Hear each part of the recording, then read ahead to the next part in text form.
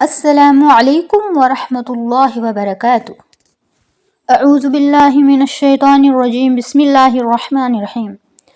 یا اہل الکتاب لا تغلوا فی دینکم، اے اہل کتاب، اے کتاب والو، نہ تم غلو کرو دین میں، ولا تقولوا علی اللہ، اور نہ تم کہو اللہ تعالیٰ پر، الا الحق، مگر سچی بات، یعنی تم اللہ تعالیٰ کے اوپر جھوٹا بہتان مت لگاؤ، اللہ تعالیٰ کے لیے سچی بات کہو، اے اہل کتاب والے۔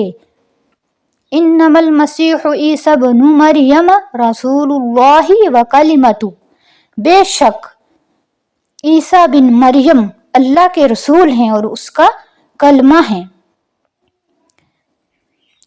القاها الی مریم وروح منہ، اور پھونکا اللہ تعالیٰ نے روح مریم کی طرف اس سے، یعنی اللہ تعالیٰ نے مریم علیہ السلام کے بارے میں فرشتوں کو حکم دیا روح پھونکنے والے کو کہ تم ان کے شکم کے اندر روح پھونکو، اور وہ اسی لیے عیسیٰ علیہ السلام کو روح اللہ کہا جاتا ہے اور وہ اللہ تعالیٰ کے کلمہ ہیں۔ فآمنوا، اللہ تعالیٰ سے باتیں کرتے تھے، ہم غلام ہوتے تھے۔ فآمنوا باللہ ورسلہ، پس ایمان لاؤ اللہ پر اور اس کے رسول پر۔ اہل کتاب والوں کو فرمایا گیا کہ تم اللہ کے رسول پر اور اللہ کے اوپر ایمان لے آؤ، یعنی عیسیٰ علیہ السلام پر۔ وَلَا تَقُولُوا ثَلَاثَ، اور نہ تم کہو ان کے لیے کہ تین خدا ہیں۔ یہاں پہ بھی انہوں نے یہ کہا تھا کہ یہ تینوں، مریم کو بھی، اللہ تعالیٰ کو بھی اور عیسیٰ علیہ السلام کو۔ انتہوا خیر لکم، بس تم چھوڑ دو، تمہارے لیے بہتر ہوگا۔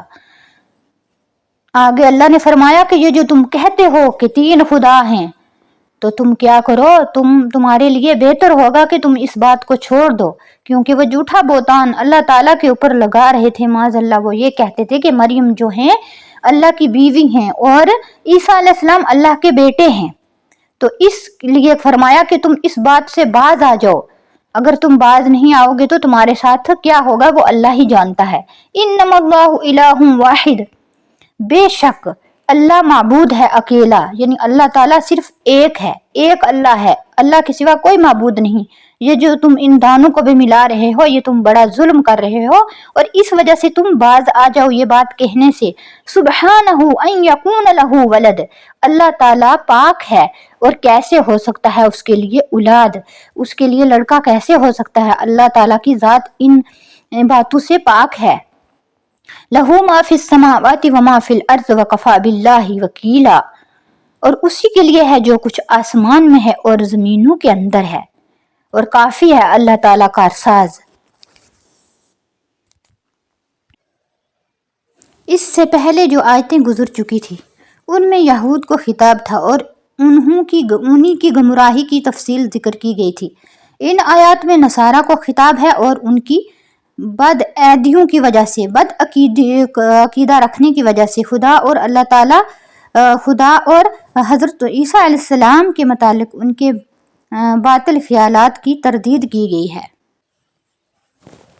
حضرت امام غزالی فرماتے ہیں کہ کسی بچے کی پیدائش میں دو عامل کار فرما ہوتے ہیں، یعنی ایک عامل نطفہ ہے اور دوسرا اللہ تعالیٰ کا کلمہ کن فرمانا، جس کے بعد وہ بچہ وجود میں آ جاتا ہے۔ حضرت عیسیٰ علیہ السلام کے حق میں کیونکہ پہلا عامل منتفی ہے، اسی لیے دوسرے عامل کی طرف نسبت کر کے آپ کو کلمۃ اللہ کہا گیا ہے، جس کا مطلب یہ ہے کہ آپ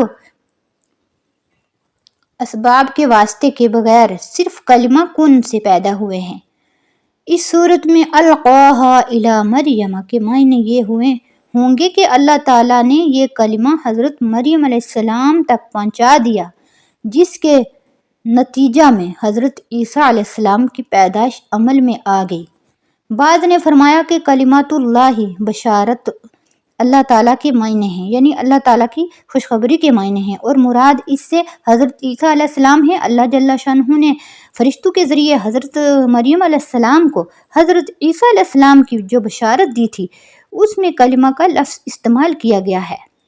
اذ قالت الملائکۃ یا مریم ان اللہ یبشرک بکلمات، یعنی یہ جب ان کو خبر دی تھی نا فرشتوں نے، تو